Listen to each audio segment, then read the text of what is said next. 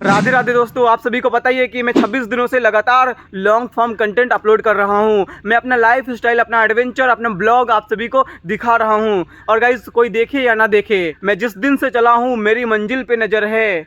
आंखों ने कभी मील का पत्थर नहीं देखा।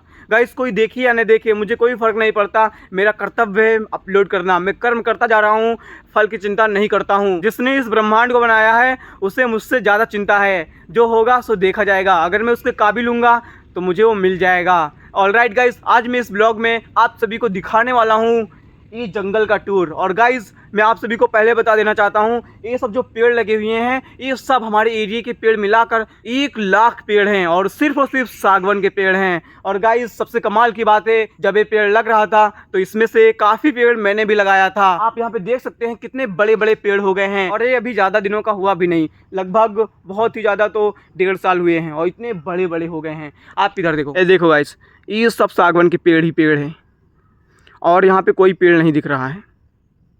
और गाइज, ये सब जितने भी पेड़ हैं उसको सरकार ने लगवाया है और ये सब जितने भी हैं सरकार के ज़मीन में लगे हैं। और गाइज, सागवान का साइंटिफिक नेम टेक्टोना ग्रैंडिस होता है। और गाइज, काफ़ी सारे लोग सोच रहे होंगे कि सरकार ने सागवान के ही पेड़ क्यों लगाए हैं। तो गाइज, जो सागवान का पेड़ होता है उसको काटना गैर कानूनी होता है। उसको कोई काट नहीं सकता बिना परमिशन के। इसको काटने के लिए वन विभाग से परमिशन लेनी होती है, तब जाकर इसको काट सकते हैं, भले ही आप अपने ज़मीन में ही क्यों न लगाए हों। इसलिए इस पेड़ को सरकार ने लगाया है और इसके बहुत ही बेनिफिट भी हैं। जैसे कि जो जहाज होते हैं, बड़े बड़े जहाज होते हैं, उसमें इस सागवान के लकड़ी का यूज़ होता है। और बहुत सुंदर सुंदर जो फर्नीचर बनाए जाते हैं वो भी सागवान के पेड़ के लकड़ी की बनाए जाते हैं। और इसका बेनिफिट ये भी है, ये फालतू का जगह पहले पड़ा हुआ था, यहाँ पर पेड़ ही लगा दिए सागवान का पेड़। सागवान का पेड़ कोई काट भी नहीं सकता और इसको खुद सरकार काट के और फिर बेच देगी। और इसका यूज़ उच्च गुणवत्ता वाले जो भी सामान होते हैं, जैसे कि दरवाजा हो गया, खिड़की हो गया, और जो फोटो फ्रेम होता है उसमें भी इसका यूज़ होता है। तो इसलिए बहुत इंपॉर्टेंट हो जाता है। तो सरकार भी बहुत ही इंटेलिजेंट है, जब भी 5 से 10 साल में जब ये और बड़े हो जाएंगे तब इसको कटवा के और इसको बेच देगी और उसका कुछ फाइनेंशियल हेल्प भी हो जाएगा। तो इसलिए यहाँ पे सागवान का पेड़ लगाया गया है। और इसका जो मैक्सिमम ऊंचाई होता है वो 150 फीट होता है। एक आम आदमी 5 से 6 फीट का होता है और ये जो सागवान का पेड़ होता है ये 150 फीट ऊपर जा सकता है। और अगर सागवान के पेड़ की उम्र की बात करें तो 100 साल से भी ज़्यादा दिनों तक ये जी सकते हैं। और गाइस, अब मैं सागवान के पत्तियों के बारे में बताने वाला हूँ। गाइस, इसकी जो पत्ती होती है बहुत खुरदार होती है। गाइस, जब मैं छोटा था तब इसके पत्तियों को जो मसलते थे तो हाथ लाल लाल सा हो जाता था। और गाइस, अब मैं आप सभी को इसको लाइव दिखाने वाला हूँ। ये देखो गाइस, हमारा हाथ क्लियर है, क्रिस्टल क्लियर है।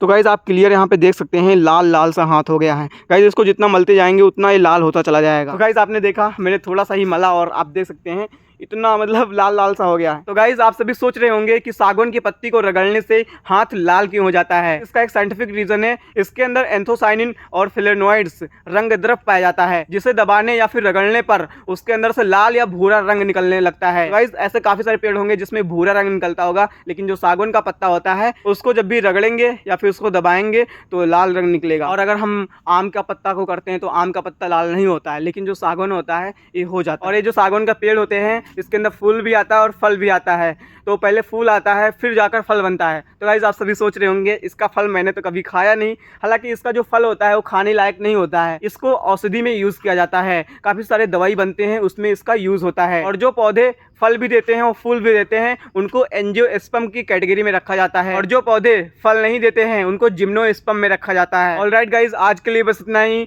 मिलते हैं फिर किसी नेक्स्ट ब्लॉग में, नेक्स्ट एडवेंचर में। आप सभी को बताइए, तिरंगा झुकेगा नहीं, जसवंत रुकेगा नहीं। ऐसे ही ब्लॉग आते रहेंगे, सब्सक्राइब कर लो।